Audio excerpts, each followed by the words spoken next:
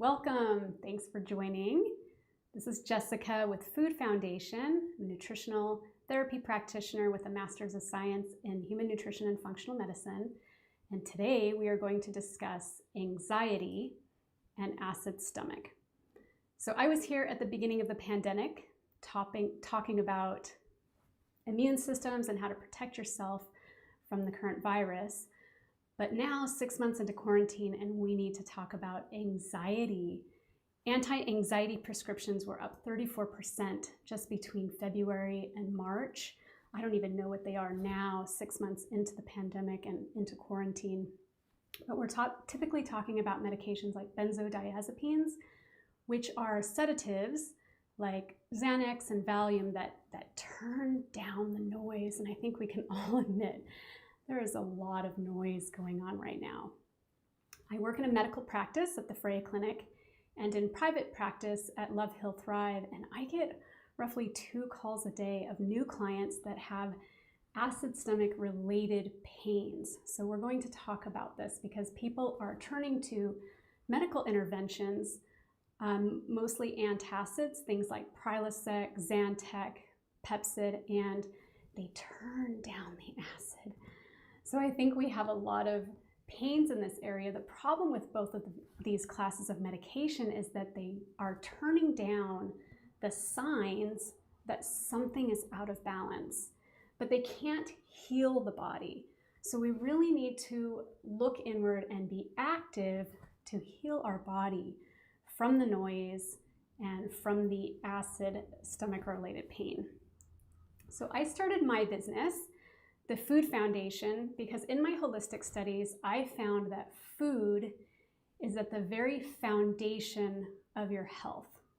The difference is this: when you're talking about anxiety and taking something like a benzodiazepine, you're talking about stopping the noise, right? A medication is very strong. It's like you have a 2-year-old screaming. Anxiety feels very illogical. We don't know why they're screaming, and it just shuts them up.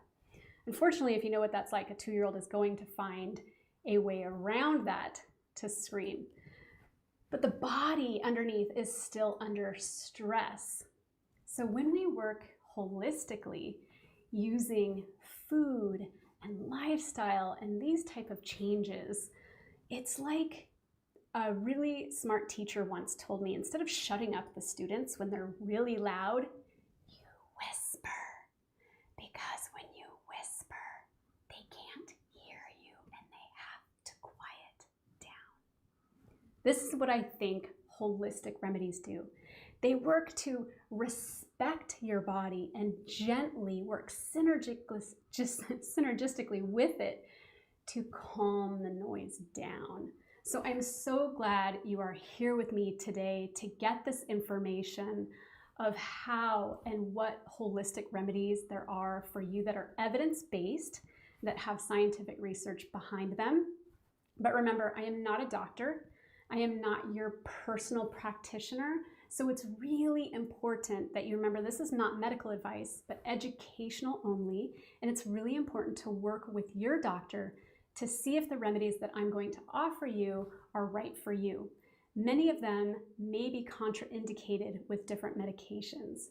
If you have any questions, please just type it into the chat and I will try to answer them at the end. If you're watching this as a recording, type them into the comments below and I will try to get to them. All right, so let's start with acid stomach. You might be thinking, well, isn't the stomach supposed to be acidic? And if you knew that, congratulations, you're already one step ahead of the pack. It is supposed to be acidic, but we're talking about acid stomach related problems that your body is giving you signs that something is wrong. And that first sign is heartburn. You feel the pain in your chest and it feels like a little bit of a fire ready to erupt. Now, if that does feel like it erupts, because probably the little sphincter that blocks between the esophagus and the stomach is not toned and it lets the food back up into the esophagus, you might experience acid reflux. This is a terrible feeling. It feels like you're going to throw up back into your mouth and it's very acidic and tastes horrible. If you experience this more than 2 times a week and you go to a doctor to get an opinion and they diagnose it as gastroesophageal reflux disease, it doesn't mean you caught a disease that you're going to have forever. It is simply that the signs are getting worse, that we have let this go, and now you're having this trauma, this sign of reflux, more than twice a week. Now what happens is if you go on to an antacid and prevent the stomach from making the acid that it is supposed to be doing, promise, Mother Nature has this in their design for a reason, then the bacteria that's in the stomach might start eating away at the mucosal lining, that mucus that's protecting your stomach from acid, and it could erode. An erosion is like a scratch or an ulceration, and you might develop an ulcer. Now it's really going to start burning because there's no protecting mucosal lining on the stomach. If you have this burning sensation or an actual ulcer, you might develop what a doctor would call peptic ulcer disease. Again, not something that you caught or genetically had predisposition to. That might be the case, but there are many steps you can take to resolve this so that you don't have it. Finally, there's the silent reflux, and that is eosinophilic esophagitis. Now, don't let the big words scare you. Eosinophils are the white blood cells that race to an infection or a scratch, like pus would go to a scratch to help protect it. And then itis, always inflammation of the esophagus. So when we have that, it's typically seen on a blood lab as high eosinophils and there's inflammation, but the patient actually doesn't even have reflux. Unfortunately, it's treated the same way with antacids, and this is covering up the sign that something's wrong. They all have a few things in common that we need to get to as the root cause and we need to treat, and we can holistically. They are inflammation, first and foremost, indigestion.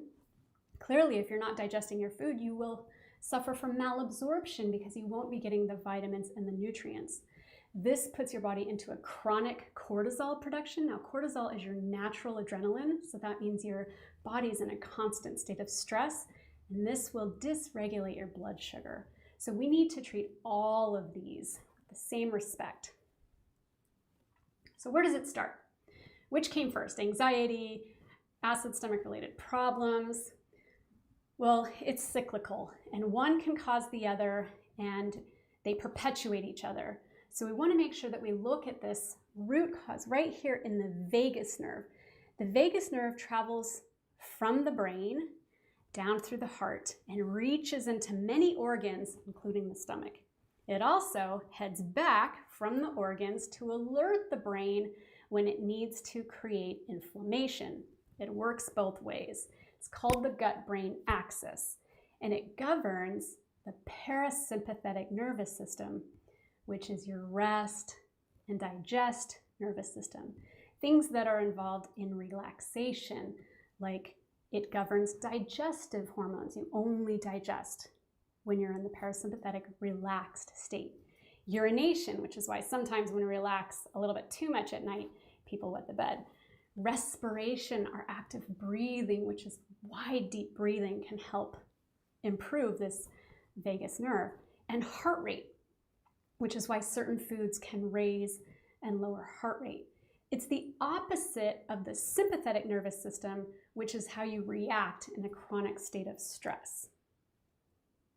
So let's talk about healthy digestion, and I think that will help to understand when something goes wrong and can lead towards acid stomach-related problems that can then lead towards anxiety. So the first thing is, where does it start? Most people think the mouth. Think about it. I'm going to take a drink. So most people think digestion begins in the mouth, but actually, if you think of the vagus nerve, it begins in the brain. We have to see the food. We have to smell the food and actually start salivating, feeling that hunger. Saliva has enzymes that begin to break down the carbs, and that stimulates the vagus nerve to turn on the digestive hormones, primarily stomach acid. We sure hope the stomach acid is turned on because it's going to wash the food, kill the germs from everything that touched that food, kill the bacteria, viruses, pathogens, everything. Then we chew. We mechanically start to digest the food, hopefully, like Grandma told us. So we chew the food. That breaks down the carbs. The food gets into the stomach with the stomach acid, and it starts breaking down proteins. Hopefully there was protein in the food so it doesn't break down our stomach proteins. And hopefully there was enough fat so that when that food gets very acidic and then moves into the small intestine, because we're so relaxed, the food goes down instead of back up. Then it signals to the pancreas and to the gallbladder to start sending in enzymes to break down the food and human baking soda, bicarbonate. That takes the acidity out of the food. We don't need to take an antacid or baking soda. Our bodies know what to do in order to bring the food back up so that it's more alkaline and we can digest the food. Now, what happens when something goes wrong? We eat on the screen because we can't leave the computer because we're in meetings all day. We don't pay attention to our food. We don't create any saliva. We don't chew. We don't stimulate the vagus nerve, so we don't send any digestive hormones. Nothing comes out. The food doesn't get broken down. It doesn't raise up to the right acidity. It hits the small intestine, doesn't signal for human bicarbonate or any broken down, and so we experience gas, bloating, pain, and then when the food hits the large intestine, it hits the nerve back up to the brain and sends a message via a hormone. There's hormones, all sorts of hormones throughout the body, not just estrogen, testosterone, and thyroid hormone. This is a cytokine, a hormone from the gut to the brain called IL-6 that causes inflammation and anxiety. So it wasn't the food causing acid reflux. You didn't catch it because you ate rich desserts and sausages and drank with citrus and coffees. It's a little bit more like you have a sprained ankle and you went jumping rope. You shouldn't jump rope when you have a sprained ankle. If you have a sprained stomach because there's something going wrong, let's not eat the food that would be like jumping rope. Let's save that food until later when we're healed, and then you can try introducing it again. So these are temporary foods that we want to get off while we have a sprained stomach. The stomach is actually trying to protect itself. Mother Nature has these amazing designs where the body's always trying to heal. It's trying to maintain a disinfectant chamber to kill off the pathogens, the bacteria, the viruses, so that you don't get sick. It's trying to protect you and your immune system. When there is an antacid, something that prevents your body from making the stomach acid that would protect you, the bacteria that can grow in our stomach can overgrow, and they eat the mucosal lining. Mucus is sweet. It's made out of carbohydrates. It's probably that unfortunate reason why kids pick their nose, because boogers are probably sweet. They're carbohydrates. It's disgusting, but the bacteria love it, and they can eat the mucosal lining and start to erode or ulcerate the lining. That burns. Then when the stomach acid comes, or these foods that are highly acidic, that are always on the do not eat list for reflux, they can burn that eroded area. So it's really important to remember that the stomach acid didn't burn a hole in your stomach. We have it there for a reason. We also have this mucosal lining for a reason, and we need to make sure we maintain that because it's all supposed to be there in the design. And an antacid does not help protect and rebuild that mucosal lining. What we want to do is reduce the acid reflux, not the acid. We want the acid in our stomach, and we want to speed up the clearing of it so that it doesn't end up on our esophagus, because that would be dangerous.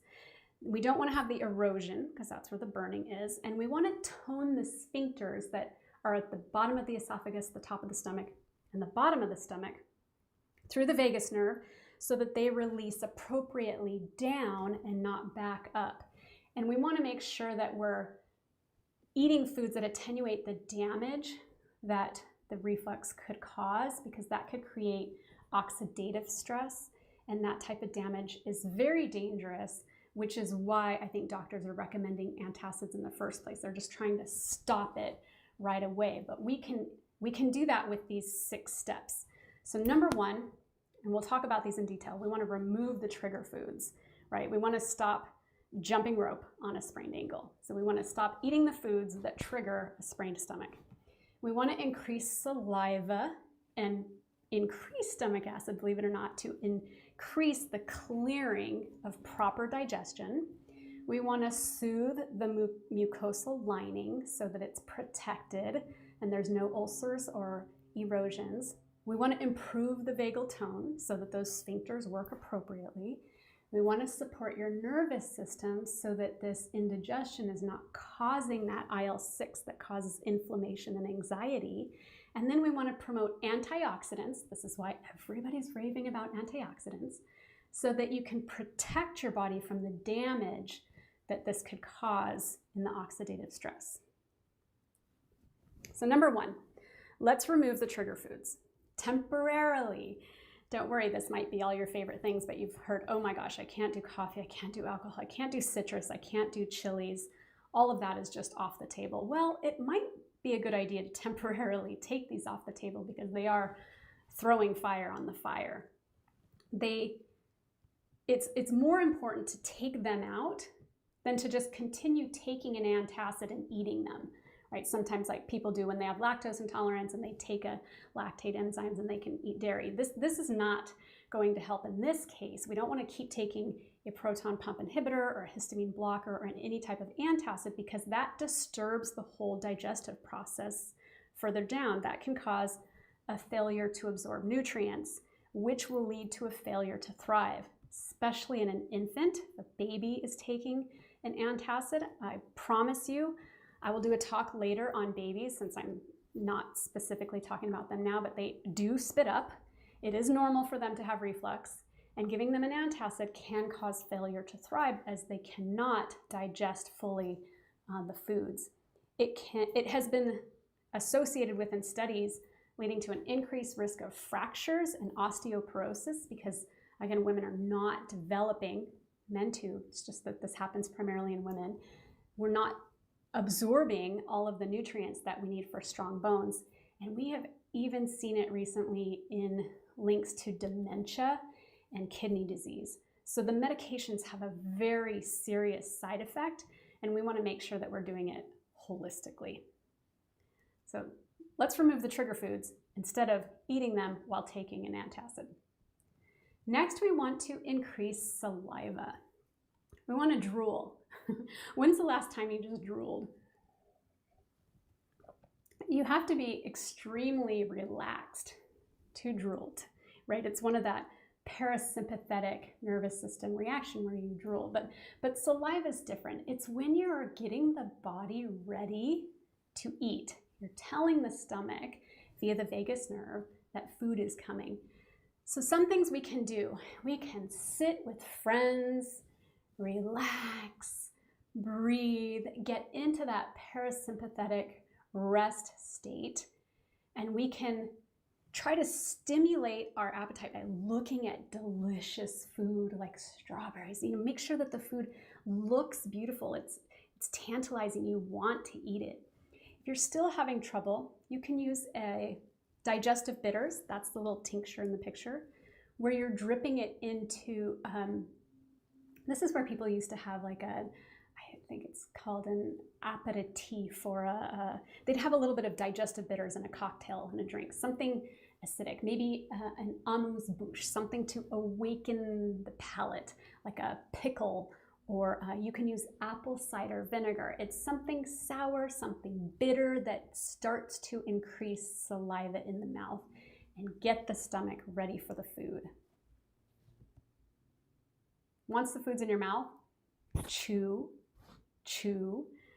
some more, mechanically break it down, make sure that there's carbs from fresh fruits and vegetables that are broken down in the mouth, make sure that there's proteins that the stomach acid can work on, and make sure there's healthy fats. I have videos on all three of these if you want to find them on my YouTube page, all about the appropriate carbs and proteins and fats that can help the digestion move along appropriately.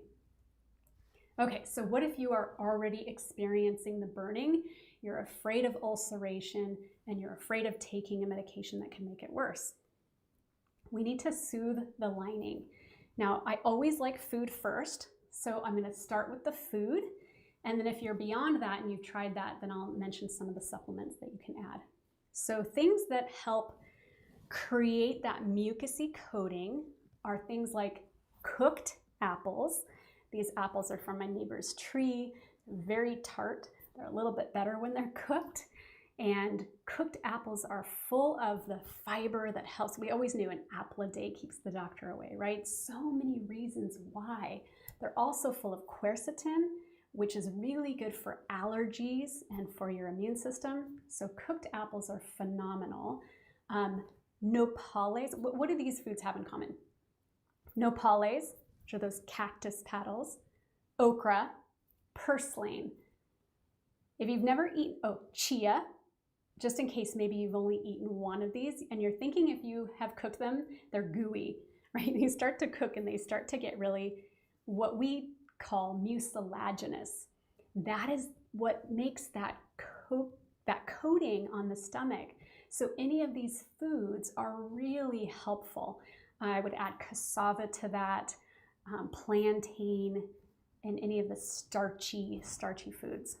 So if those foods, and gooey cooked grains.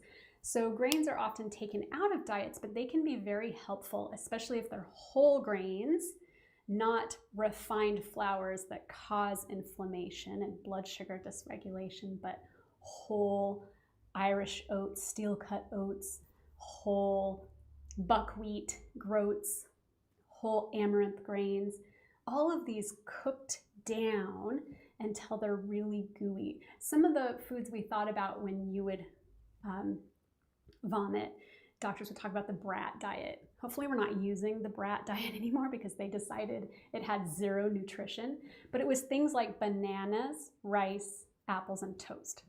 Of all of those, toast is going to be the worst. I know it's the first thing people grab when they feel an upset stomach or nausea, but it's a simple refined white flour that won't help. But the rice and the apples, we can use those cooked down to help soothe the lining. Now, if you've used those and you really need to make more mucus, you're really suffering, then I would recommend more targeted nutrition like slippery elm and marshmallow. And this is one of the roots in the corner. You can buy it from places where you can get whole herbs like Mountain Rose Farms. Mountain Rose Herbs. Sorry, I'll link to it below. You can get the whole slippery elm or the whole marshmallow root. And when you add it to water, it turns into what feels like the mucousy coating. It's very hard to swallow down. But they have teas. You can get a marshmallow tea. They have slippery elm lozenges in most health food stores. I found them all over Europe. They really help to build up that mucousy coating. And then the tea that I have here is licorice root. I'm a firm supporter of licorice root tea. It not only is mucilaginous, it helps when you have a sore throat when you drink it, or for the kids. It's really sweet. It doesn't have that typical black licorice taste that you think of in candy, and it helps regulate your cortisol. So remember, we talked about that as being one of the problems. So this has multiple benefits. It does have contraindications, however, because it can raise blood pressure if you are on an antihypertensive or if you're pregnant. So you do want to talk to your doctor and see if it's appropriate for you. And you can get a DGL licorice tablet that would be D-glycerinated. Can never say that quite right. DGL is the acronym, but it takes out the compound in the tablets that would raise blood pressure and would be contraindicated. So ask your doctor if those are right for you, and the tablets can help soothe the gut lining. All right, this one's fun. We need to stimulate the vagus nerve.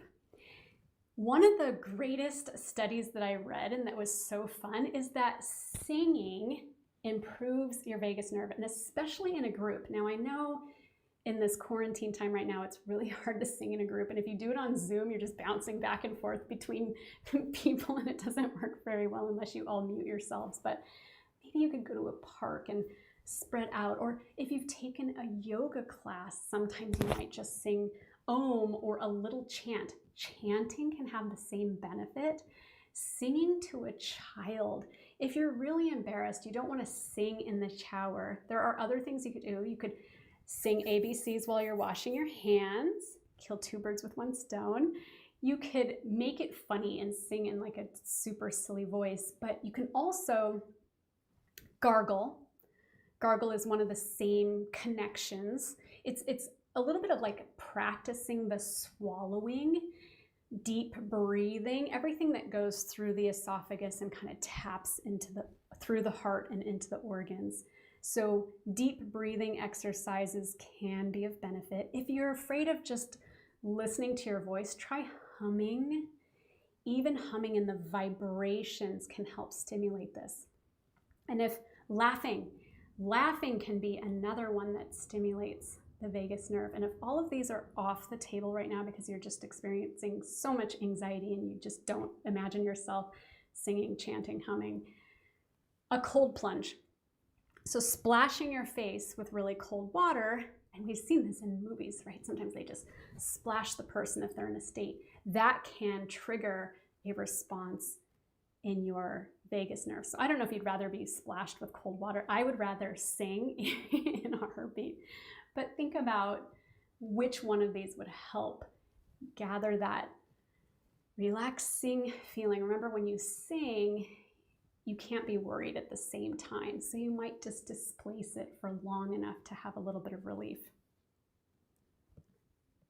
All right, we need to support the nervous system.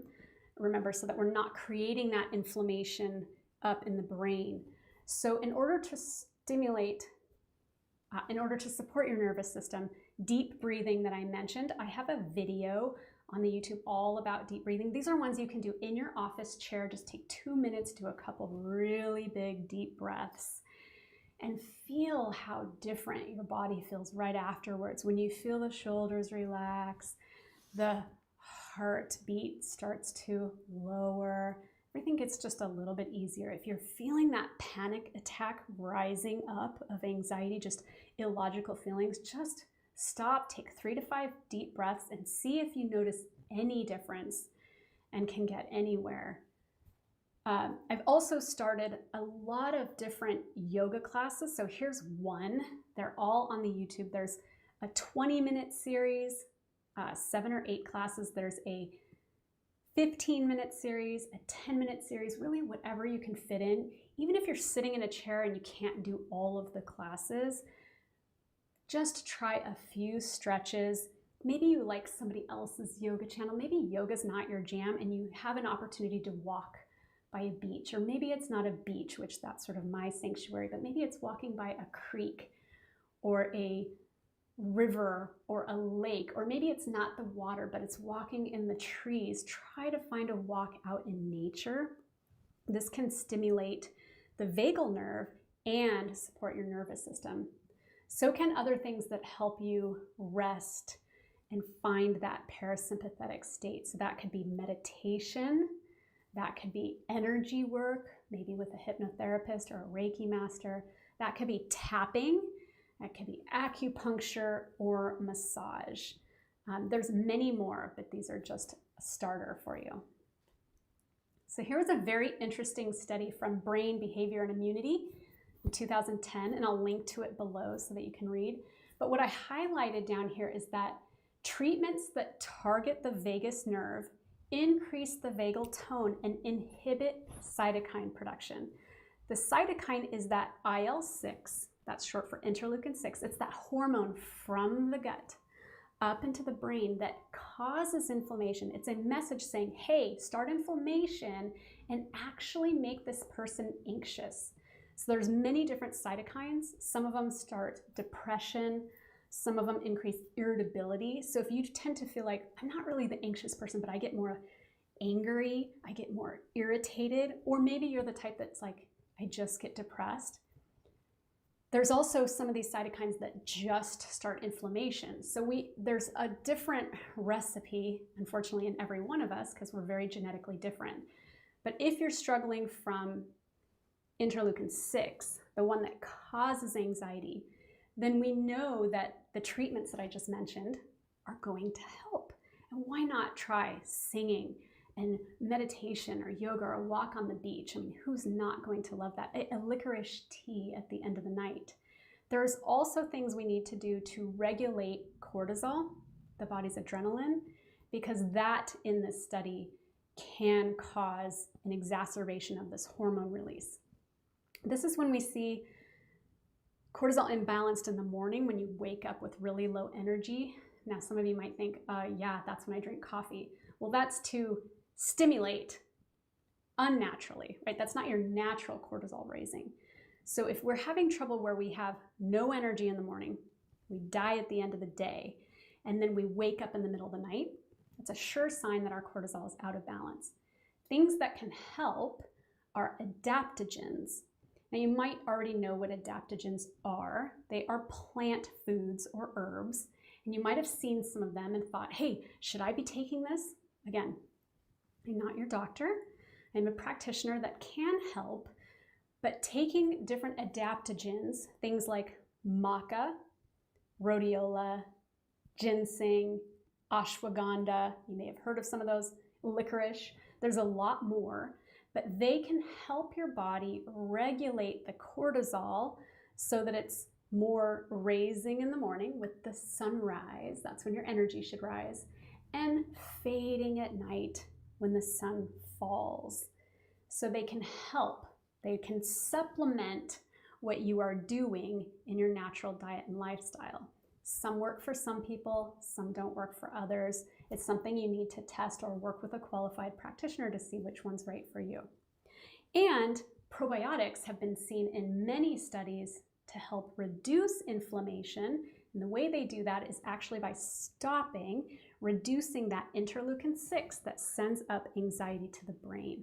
So getting on an appropriate probiotic is a very easy thing to do. Your doctor is most likely going to agree that they're right for you. They're very rarely contraindicated, and they can really help turn down the noise synergistically with what your body's already doing. Finally, we need to eat a ton of antioxidants. This should be easy. The Food Foundation has a new photographer, and man, her pictures are beautiful now. And Tara took this photo of all the beautiful vegetables in one of my recipes. Every color is important to the body. They all have different antioxidants. We're used to hearing blueberries, really high in antioxidants. Yes, so are carrots, and so are brightly colored bell peppers, and everything that has a bright color, especially the greens, especially every color. The darker the pigment, the more antioxidants, and they protect your body from damage. So if you have reflux coming into the esophagus, I know it's difficult. Sometimes you don't want to eat all these raw vegetables, especially not onions. Cook them down into a soup. It's totally fine. But the more color, the more antioxidants, the more you can protect yourself from that damage, and that will reduce the inflammation. We want to make sure with anxiety and acid stomach related problems that we have good sleep hygiene. And this is hard. I know you're like, I know, I would love to sleep, but I can't sleep. I'm anxious all the time. We want to aim for 8 hours. So there's a lot we can do to try to help that. And yes, it's going to take time, and it's going to be you being actively involved and not passively just getting a sleep medication from the doctor that can have long-term side effects. So we want to make sure we're doing a few things. If you tend to have reflux, sleep inclined, like this picture. I think this is the most beautiful picture of someone sleeping elegantly. Inclined will help with digestion. Also, make sure there's a 2 to 3 hour window of not eating before bed. If you eat at 10:30 and go to bed at 11, sorry, I can't help. There is most likely going to be food that is not digested, and yeah, it's gonna have to be kicked back up. unless you just have an amazing tank of a stomach and everything works perfectly. We need about 2 to 3 hours for the whole body to digest, especially if it's sprained, or what we're calling sprained, in that it has a problem of indigestion and acid reflux. In that time, you can have a digestive tea. Try fennel. Fennel is like the little candies that look like Good and Plenty's at the end of an Indian restaurant, the meal, and then they have fennel seeds. I use fennel seeds to make chai, and they're often in sausages. So fennel can help you digest your food.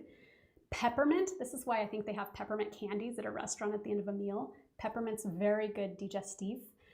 Ginger, dandelion, licorice tea. Again, you can see why I love it and a huge supporter of it. So many good reasons why it helps with reflux and anxiety. We want to make sure that you are working with the circadian rhythm. So when you have poor sleep hygiene, oftentimes we're off the circadian rhythm. A lot of times it happens when you're traveling a lot, so you're in different time zones. Right now, most people are not traveling as much. So what you want to do is wake up and make sure that you get outside and see sunlight. It's really important that your body knows it's daytime and works with the circadian rhythm to raise your cortisol naturally. And maybe you used some of the adaptogens to help raise that. Then at night, our pineal gland in the brain, right, all connected, needs to be outside in the darkness. So we need to get off the computer, off the TV, off the phone, off the screens, and actually be in darkness. I don't care if you have the blue lens or this. Take a walk outside. If you haven't tried that first, try it. 10, 15 minutes, let your brain sit in the darkness or walk in the darkness.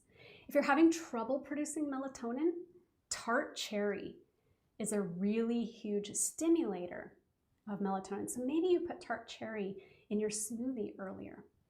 You can get them frozen, they can last a long time. Finally, if you're just not producing melatonin, this is one of the supplements that I would support. I used to frown upon it because it is actually a hormone that your body makes, and I don't like you taking things that your body makes, but there's so much good clinical trials and research of using melatonin both to help relax the sphincters in the stomach that allow the food to move down, and to promote sleep. That taking it for 1 to 3 months, I think, while you're working towards your goal of good sleep hygiene can be beneficial. You can take up to 3 milligrams, as stated in the studies, daily.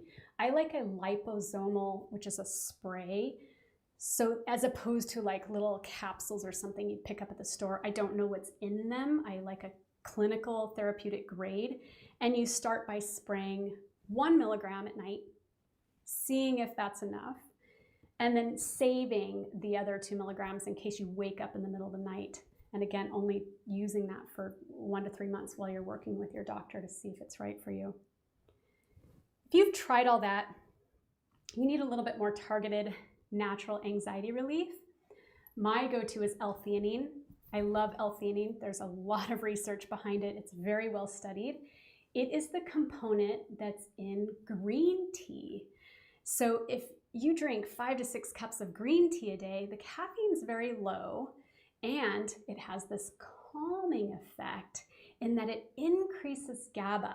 So if you've never heard of GABA, that's okay. I know some people haven't. Think, oh no, should I be taking GABA? Your body should make its own GABA. And taking it is not always like melatonin where your end result is sleep.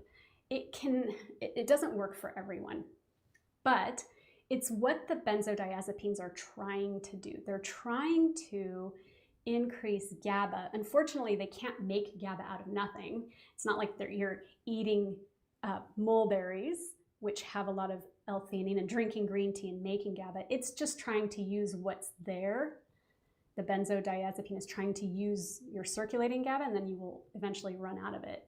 So we need to keep feeding our body things like green tea. And if you can't do the caffeine, you could drink decaffeinated green tea.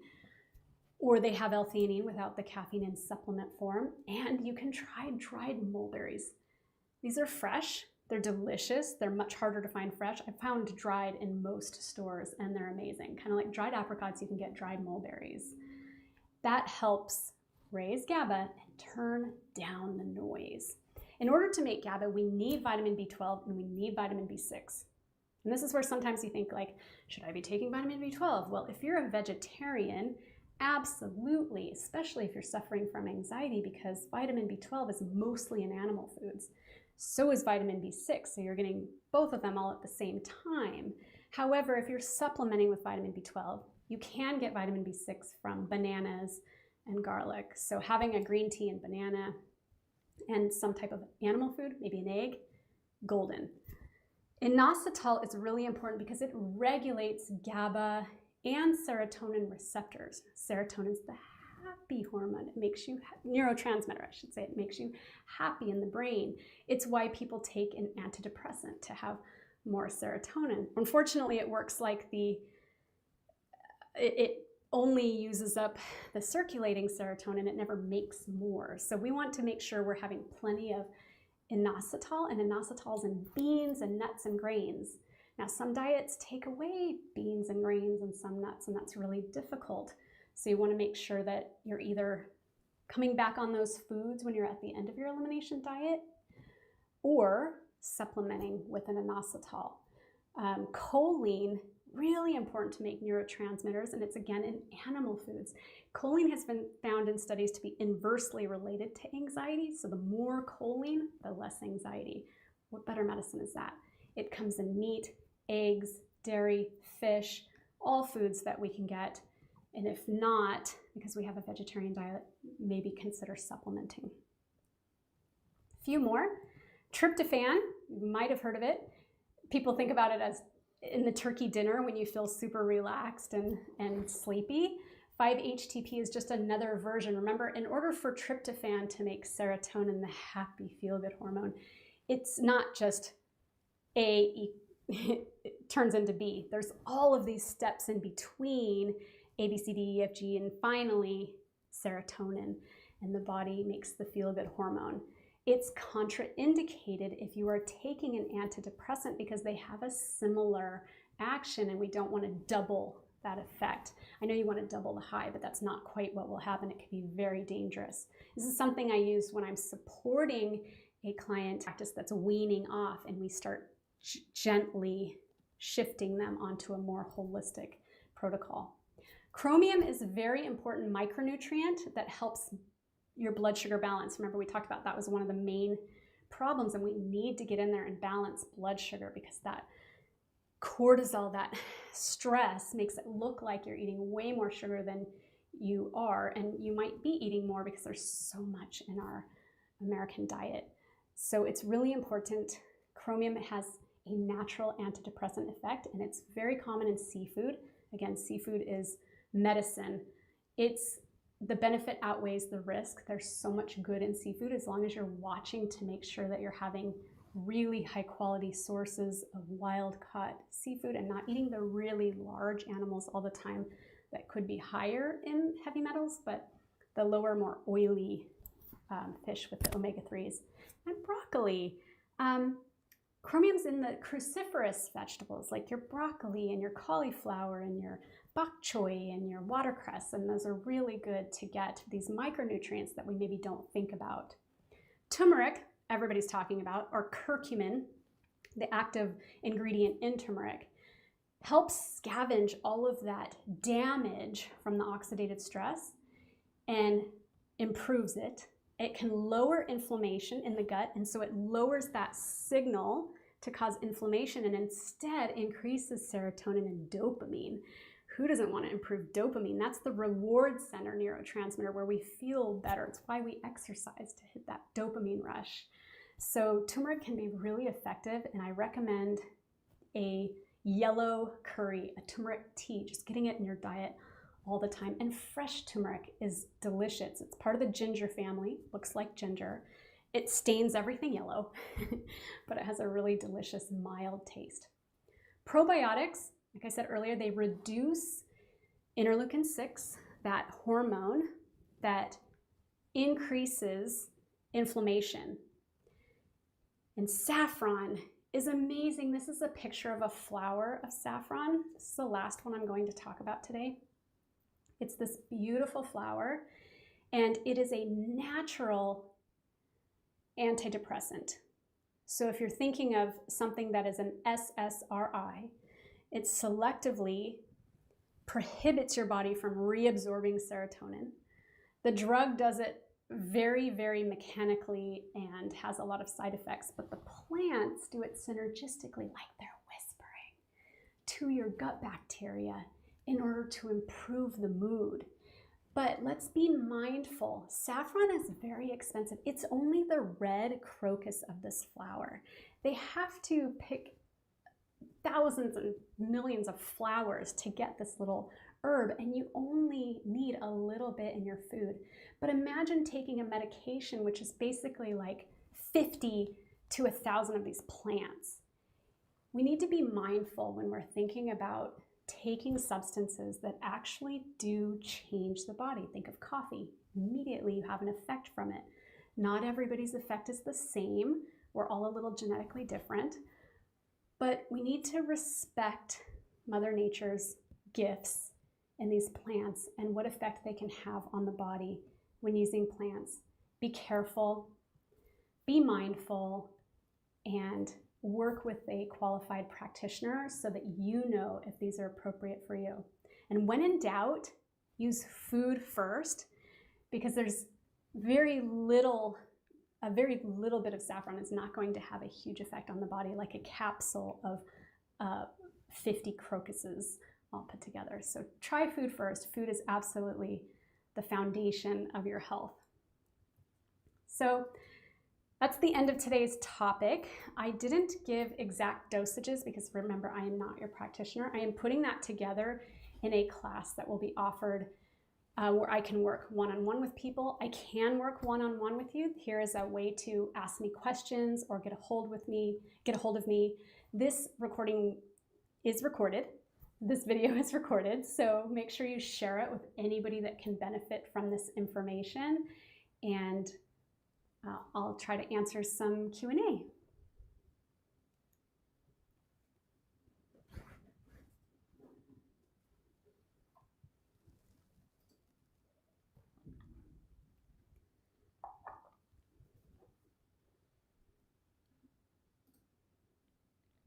We're going to take the questions, we're going to take them off so that we can keep this quick, under an hour. So we'll put the questions down below and I will answer them as soon as I can get to them. Thank you so much for joining, and I'll catch you next time.